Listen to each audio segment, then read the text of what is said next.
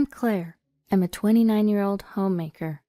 I've been married to Matt, who's 34, for 4 years now. We don't have any kids. I met Matt when I was about to graduate from college. I was working part-time during peak season at a medium-sized computer store my parents owned. They were short-staffed in the IT department. Back then, I used to create YouTube videos with my friends.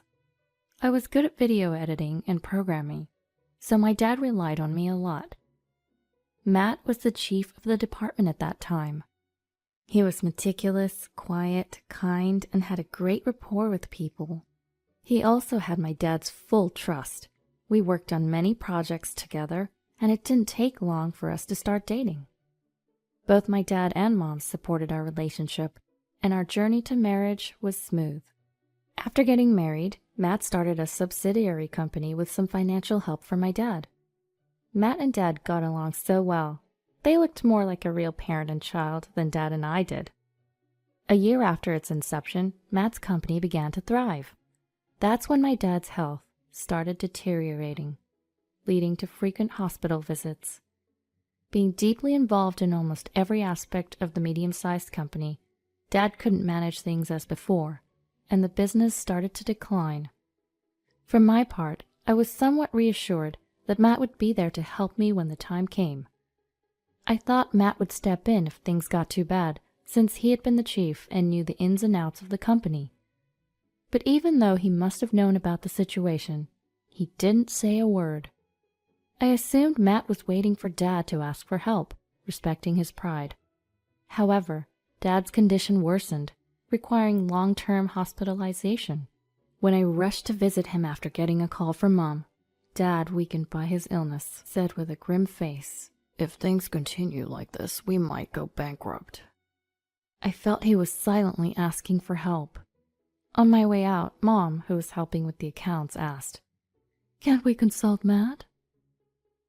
Mom said he thought Dad couldn't ask for help or to represent himself if he couldn't trouble Matt, who was finally starting to make a difference after a year of independence. She said Dad wouldn't ask Matt for help because he didn't want to burden him, especially now that his business was finally picking up. Knowing Dad's stubborn yet kind nature, I knew he'd never ask for help. So I told Mom, "Don't worry, I'll ask Matt for assistance." I believed Matt would help Dad. That night, I decided to talk to Matt. While he was working on his laptop in the living room, I started, "Hey, about Dad's company?" I explained Dad's health, his low spirits, and the dire state of his business, asking if he could help. I expected him to willingly assist, but his response was the opposite. Without even looking up from his laptop, he said, "You're joking, right?" I was taken aback. Whether he had always felt this way or I just hadn't noticed, Matt seemed like a completely different person. I can't see any trace of his friendliness or kindness. He looked at me, smirked, and said, "Why would I take on extra work now when my business is finally growing? Even if your dad's company goes under, it won't affect mine since we only handle IT." I had misunderstood him.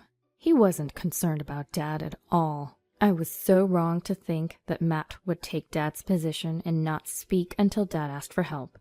He didn't have the slightest compassion or concern for Dad. In disbelief, I retorted, "After all the financial support and client referrals Dad gave you when you started, isn't this a bit too cold-hearted?" After a brief pause, he coldly replied, "That is that, this is this.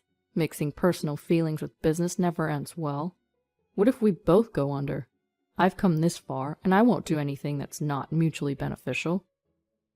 I had to hold back my urge to shout at Matt's attitude, as if he hadn't received any favors from Dad. If I upset Matt now, I might never be able to persuade him again. Taking a deep breath to calm myself, I tried again. "Then, could you at least take charge of the company until Dad gets discharged from the hospital?" No matter how many times we discussed it, Matt's answer remained the same. Time passed without any resolution, and by the end of that month, Dad's company was declared bankrupt by the court. There was nothing we could do now. Dad must have been deeply disappointed that Matt, whom he had cared for so much, didn't lift a finger to help and let the company go bankrupt so easily. Dad became completely disheartened, especially since there was no clear date for his discharge. Mom had to handle the company's debt settlement all by herself. Handling employee salaries, severance, and dealing with business partners was too much for Mom alone.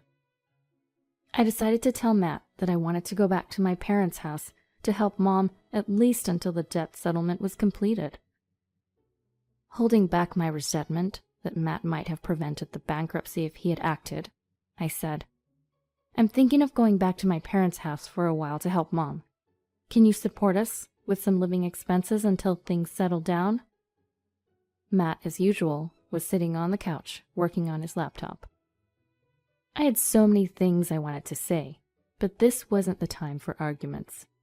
Yet again, Matt's unbelievable response came. Without showing any concern for my parents, he said, "Why? Nothing will change if you go. Think about our company." Stunned by Matt's coldness, I couldn't think straight. "Excuse me? What are you talking about?" Interrupting me, Matt continued calmly. "Instead of helping a bankrupt company, you should help mine. I was thinking of assigning you to do the programming for the website of our new client." My mind went blank. "Are you serious? Why are you bringing this up now?" Cutting me off, Matt continued speaking nonchalantly. Even though he knew my parents were going through a tough time, he said, "I'm thinking of expanding the business. Claire, you're just a housewife with too much free time. Isn't it better than volunteering at your parents' place for free? Besides, it's a wife's duty to help her husband, right?" He spoke as if it was someone else's problem, only caring about his business. I couldn't contain my frustration with Matt's self-centeredness. "Why are you bringing this up now? You know this isn't the right time." Ignoring my heated response, he continued, "Actually, I've asked my big sister to help too. She called saying she got divorced and became a single mom. She asked for support. I'm offering her a place to stay at our house, so be prepared." He was practically forcing me to agree. Matt's big sister is a piece of work. She doesn't lift a finger at home, constantly wasting money, and often gets into loud arguments with her husband, leading to calls from concerned neighbors. Once, she brought her unruly kid to our house. He scribbled on our walls, broke our appliances. It was a nightmare. After all the trouble she caused, I wonder what Matt was thinking, asking her to help with the business, especially since she knows nothing about IT. He ignored my parents when they were in need, but now he's bending over backwards for his problematic big sister. I couldn't hold back any longer. "This is ridiculous. I'm not just sitting around doing nothing. How can you ignore my parents but help your big sister?" Matt, unfazed, looked at me and said, "She's family. It's natural to help her. And how I spend my money is my business. You couldn't help your parents because you don't earn anything." He was the very definition of an opportunist.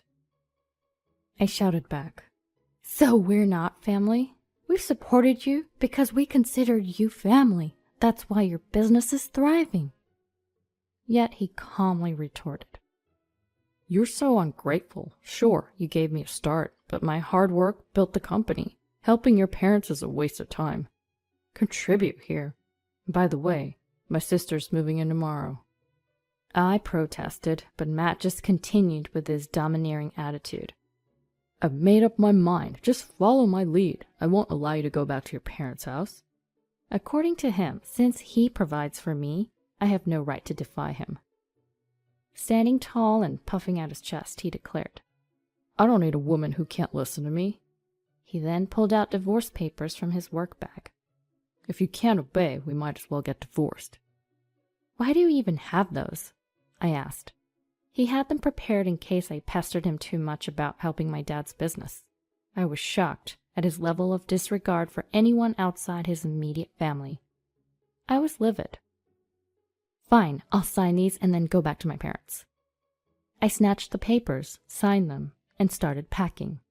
As I packed, I could hear him muttering, "Such a stubborn woman. Good riddance. Don't come crawling back." I responded with a breezy, "Right back at ya.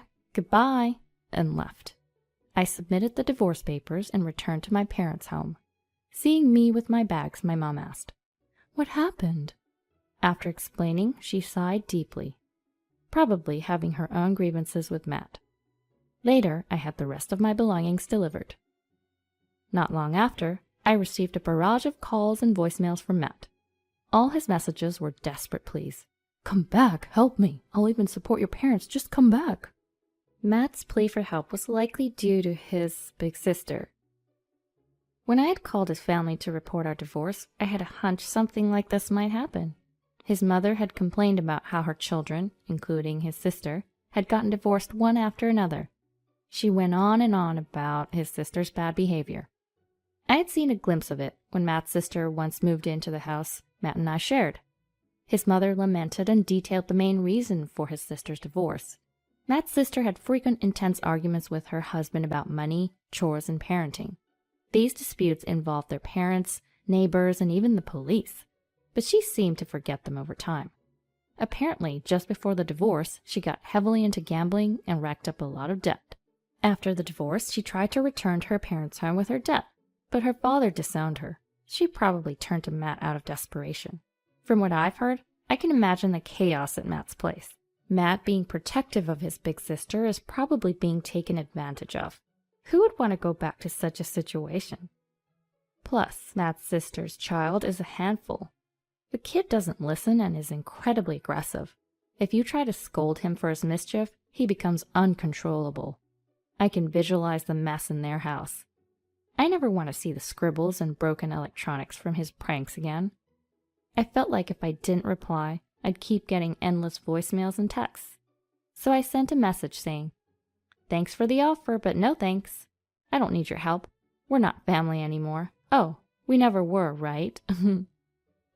Immediately after, my phone rang. Matt's voice on the voicemail pleaded, "Please help me. I can't take it anymore. I'm going bankrupt. I can't handle the kid. He's destroying the house." Of course, I didn't answer. Rumors say that by the end of the month, suspicious black cars are often seen around Matt's company. They're probably collection agencies.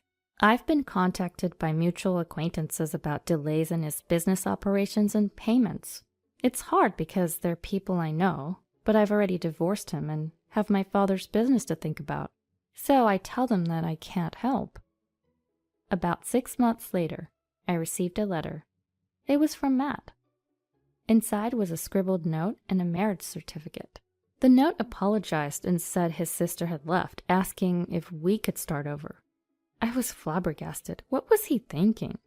The worst part was in tiny letters and read, "Please take care of the kid." I guess his sister left, abandoning her debt and child. I've heard his business is on the brink of collapse. No way am I going back to that mess. I sealed the letter and sent it right back. As for me, after settling my father's company's debts, I started a new programming office in my name. Employees from my father's company had been reaching out, wanting to come back. Surprisingly, some of them used to work at Matt's company. The employees who had witnessed his sister's wastefulness and arrogance, as well as Matt's recent actions, began to fear that they might be coldly dismissed someday. It seems like the already struggling company is on the verge of further decline. When they heard about my new business venture, they were overjoyed. Of course, all of them are highly skilled and ready to contribute, so I'm planning to welcome them with open arms. I'm genuinely excited about the opportunity to restart and work with these familiar faces again. And my father, who had been deeply depressed due to our company's bankruptcy and had no clear discharge date from the hospital, showed remarkable recovery upon hearing the news. He's expected to be discharged soon. He's already eager to return and work even harder than before. At the same time, I heard that Matt's company went bankrupt. I chose to completely ignore it, so I'm not sure what's happening with him now. Regardless of whether someone is family or not, it's essential to cherish relationships built on compassion and trust.